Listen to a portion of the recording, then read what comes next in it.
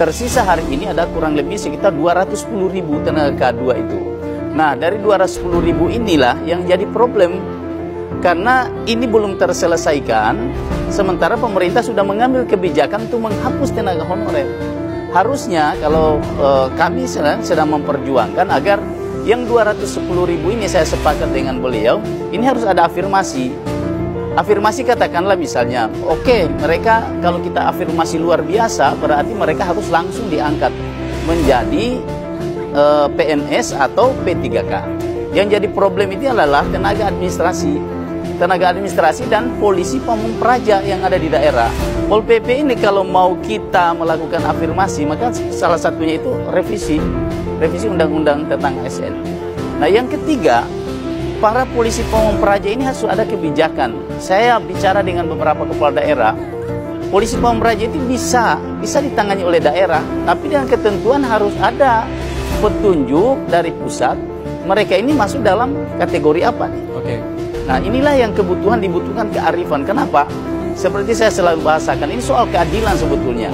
Keadilan negara kepada mereka, karena sudah ada teman-teman mereka sudah diangkat menjadi menjadi PNS atau P3K, sementara mereka tidak.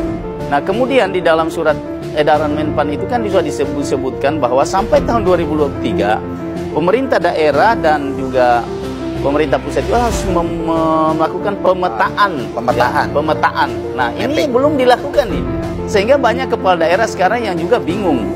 Ada yang sudah begitu terima bahwa harus dihapus, maka serta mereka langsung dirumahkan ini tenaga honorer. Ini kan sangat tidak adil. Tapi intinya semua ini adalah pemerintah sebetulnya. Kami di DPR ini, khususnya di Komisi 2, mendorong itu. Termasuk setiap saat RDP dengan Pak Menteri, kemudian Kepala BKN, ini terus kami suarakan supaya ini dilakukan betul pemetaan. Jangan terburu-buru melakukan penghentian itu tanpa ada pemetaan itu dulu. Dan pembicaraan yang baik dengan kepala daerah. Karena yang menjadi resiko ini kepala-kepala daerah.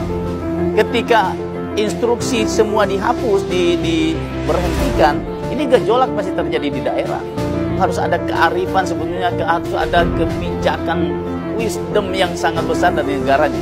Terutama kepala pemerintahan kita, Presiden, untuk melihat ini. Karena ini kasihan mereka, sama sekali kasihan. Mereka sudah berjuang tanpa gaji dulu, nanti akhir-akhir ini baru mereka dapat honor, kemudian mereka tidak dihargai oleh negara. Ini zolim namanya, kalau menurut saya ini kezoliman.